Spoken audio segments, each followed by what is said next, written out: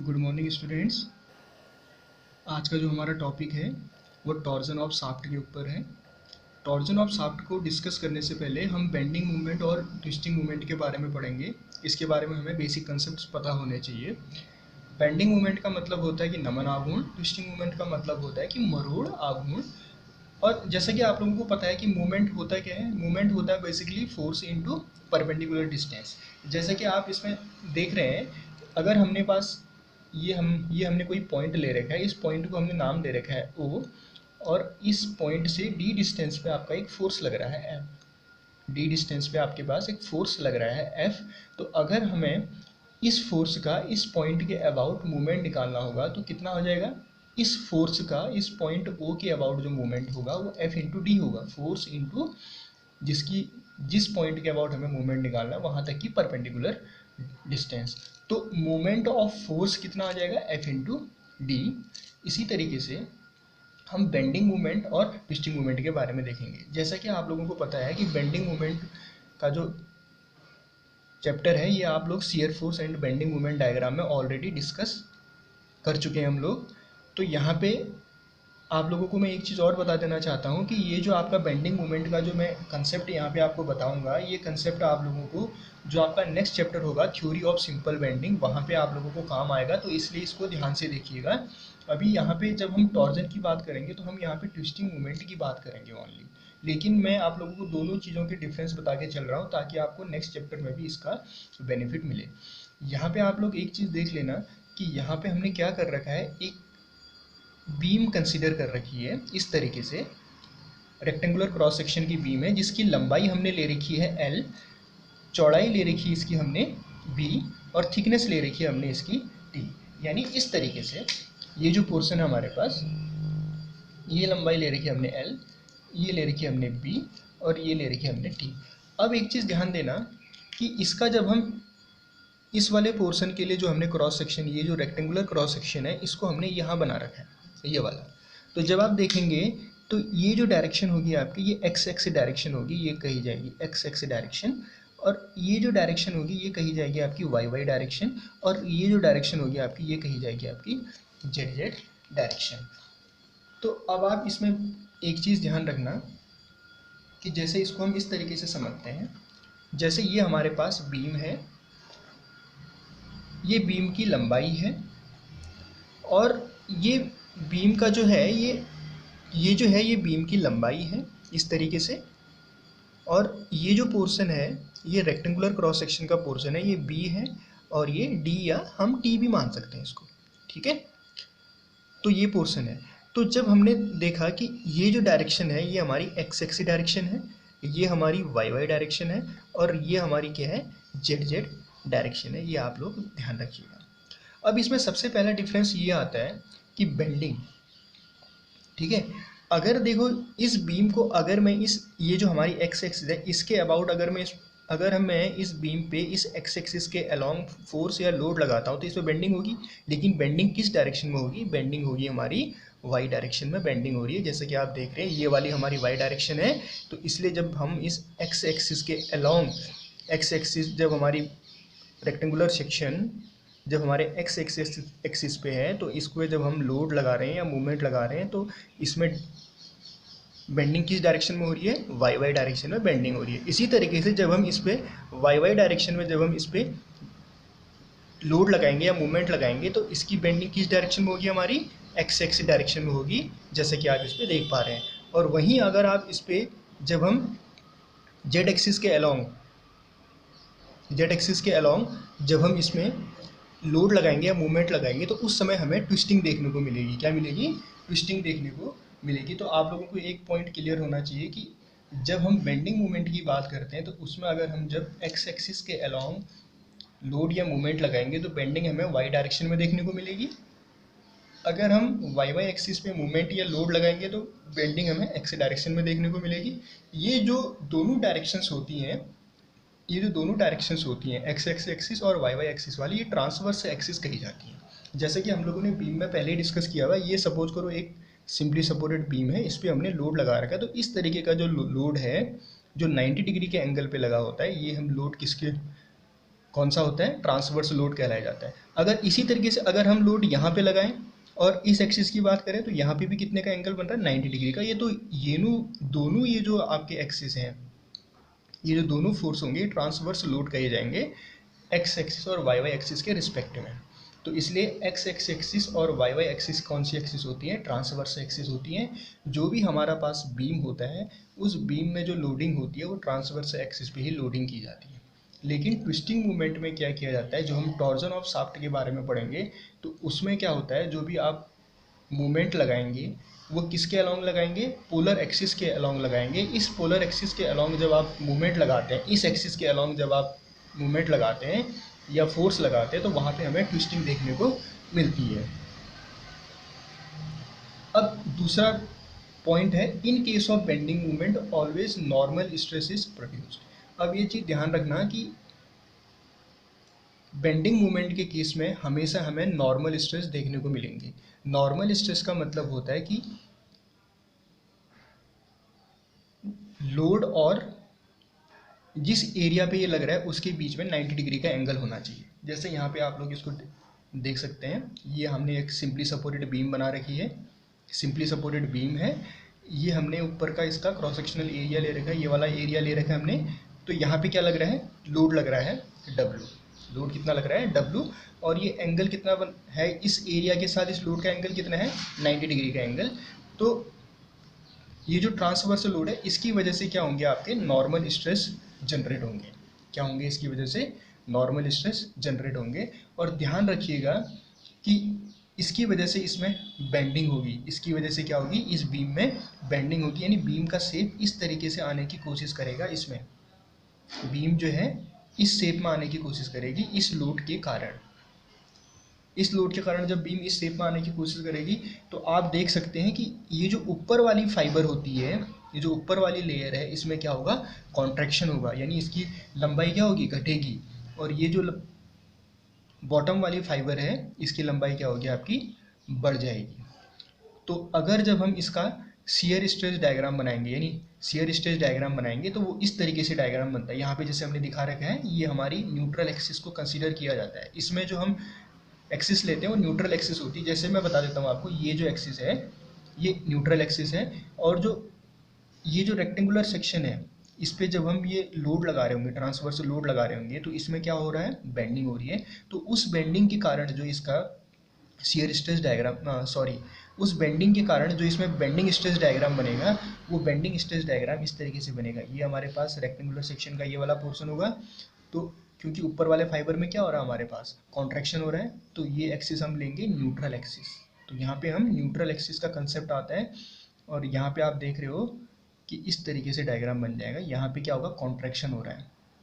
आप देख रहे हो कि जैसे जैसे आप इस न्यूट्रल एक्सिस यानी ये वाली एक्सिस होगी, इसमें न्यूट्रल एक्सिस, तो जैसे जैसे आप न्यूट्रल एक्सिस से ऊपर की ओर बढ़ रहे हो, कॉन्ट्रैक्शन क्या हो रहा है आपके पास, यानी इसकी लंबाई क्या हो रही है, बीम की लंबाई। जैसे ये वाली आपके पास न्यूट्रल एक्सिस होगी अगर यहाँ पे, तो आप देख रहे हो कि कॉन्ट्रैक्शन क्या हो रहा है, ज़्यादा हो रहा है। तो इसी तरीके से यहाँ पे क्या हो रहा है, आपके पास टेंशन हो रहा है। तो ये डायग्राम आप अपने ध्यान में बिठा लेना।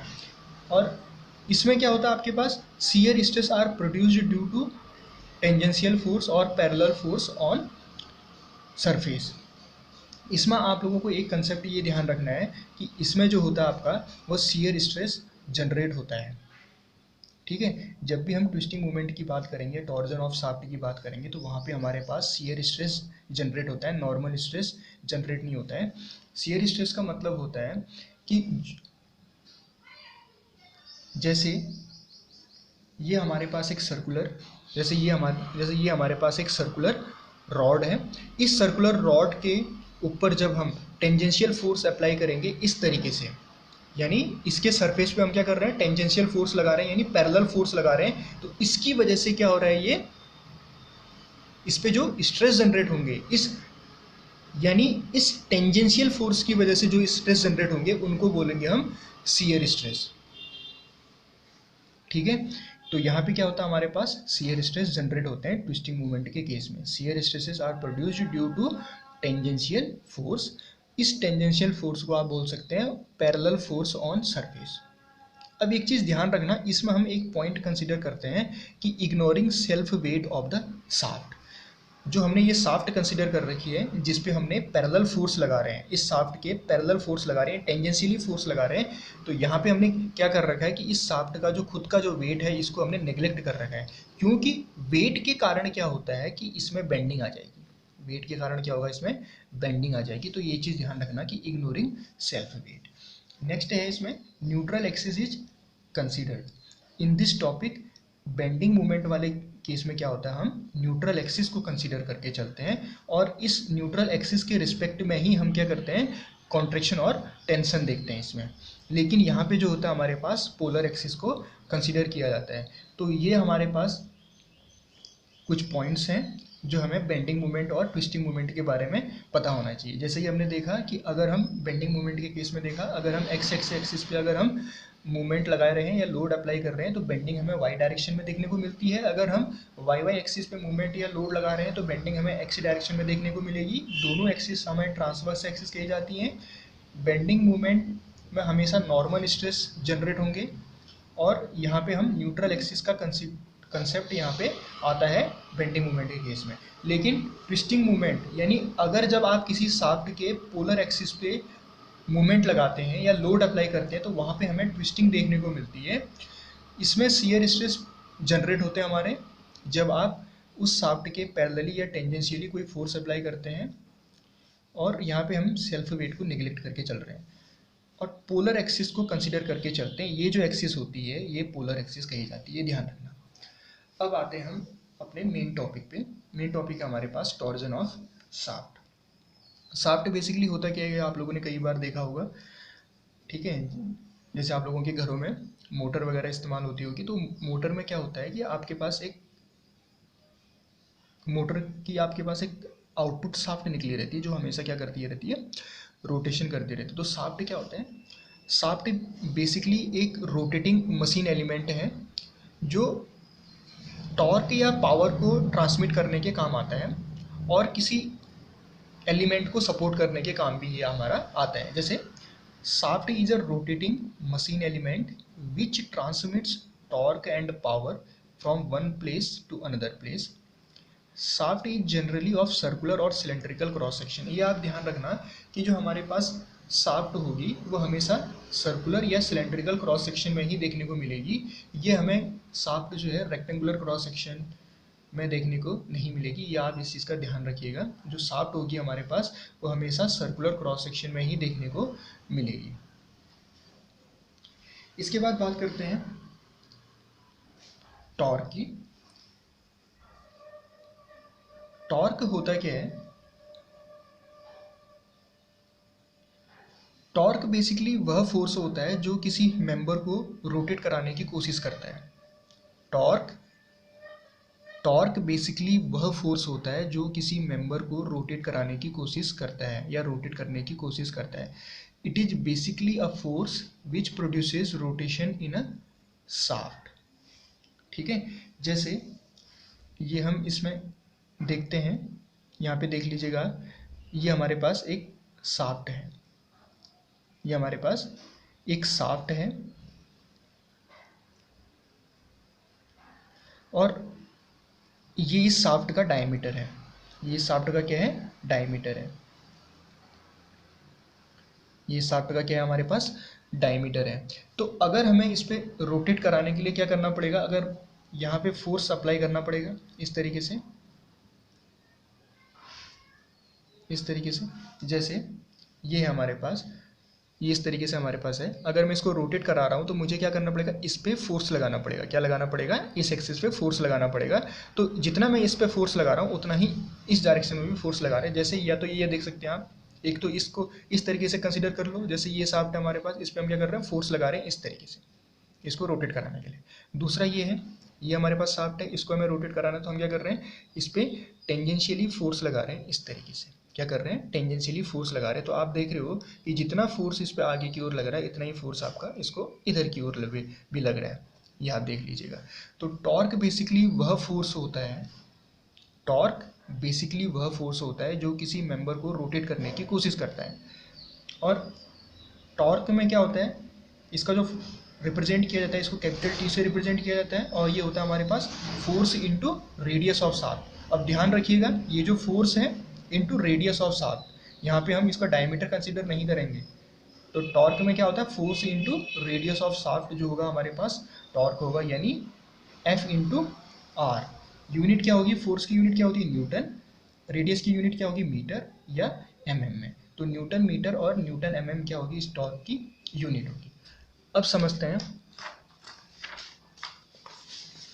ट्विस्टिंग क्या होती है, टॉर्जन क्या होता है।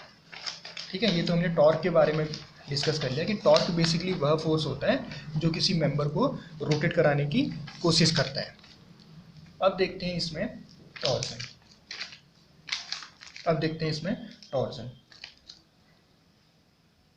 Torsion means twisting of a structural member when it is loaded by couple that produces rotation about longitudinal axis।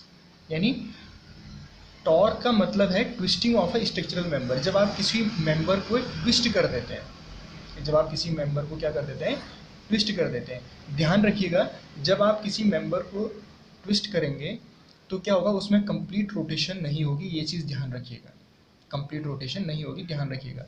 तो torsion means twisting of a structural member when it is loaded by a couple that produces rotation about longitudinal axis. या इसको हम इस तरीके से भी define कर सकते हैं, when a member is subjected to torque sometimes twisting occurs and this is known as torsion. When a member is subjected to torque, जब आप किसी मेंबर पे टॉर्क अप्लाई करते हैं, then sometimes twisting occurs and this is known as torsion. देखो इस तरीके से समझते हैं कि आपके पास एक शाफ्ट है, आपके पास क्या है, एक शाफ्ट है, और शाफ्ट जो है आपकी फ्रीली रोटेट हो रही है। अगर किसी कारणवश शाफ्ट आपकी फ्रीली रोटेट नहीं हो रही, जैसे लुब्रिकेशन की कमी, तो उस कंडीशन में क्या होगा, जैसे ये हमारे पास शाफ्ट है तो ये फ्रीली क्या हो रही है, अभी रोटेट हो रही है, फ्रीली क्या हो रही है, रोटेट हो रही है। अभी इसमें कोई भी क्या हो रहा है, ट्विस्टिंग वगैरह नहीं हो रही है। अगर मैं इस शाफ्ट के एक पार्ट को अगर मैं फिक्स कर दूं इस साइड, और यहाँ पे मैं इस पर फोर्स लगाने की कोशिश करूँ, तो जितना मैं फोर्स इस पर लगा रहा हूँ उतना ही फोर्स क्या हो रहा है, यहाँ पे ये फिक्स्ड पार्ट में अपोजिट डायरेक्शन में लगेगा। जैसे ये हमारे पास फिक्स्ड पार्ट है और ये हमारे पास इस तरीके से है, तो जैसे मैं यहाँ पे टॉर्क अप्लाई करता हूँ तो इतना ही टॉर्क अपोजिट डायरेक्शन में कौन अप्लाई कर रहे हैं, ये अप्लाई कर रहा है, जो क्या बना रहे हैं, एक प्रकार से कपल बना रहे हैं। यानी अगर मैं यहाँ पे इतना मूवमेंट या टॉर्क इस पे अप्लाई करता हूँ तो इतना ही मुझे यहाँ पे भी देखने को मिलता है। तो इसकी वजह से क्या होता है, जैसे हम जब इसको रोटेट करने की कोशिश करते हैं, कि जब ये फ्रीली रोटेट नहीं हो पाती तो इसके फाइबर्स क्या होते हैं, ट्विस्ट होना स्टार्ट हो जाते हैं, इसके फाइबर ट्विस्ट होना स्टार्ट हो जाते हैं। तो इसी को बोलते हैं टॉर्जन। यानी when a member is subjected to torque sometimes twisting occurs and this is known as torsion. या इसको आप इस तरीके से भी डिफाइन कर सकते हैं, torsion is basically twisting of a structural member when it is loaded by couple and that produces rotation about longitudinal axis. तो ये अभी का कंसेप्ट आपका आई थिंक क्लियर हो गया होगा। इसके बारे में नेक्स्ट हम डिस्कस करने जा रहे हैं, टॉर्जन इक्वेशन के बारे में, इसको हम नेक्स्ट वीडियो में डिस्कस करेंगे।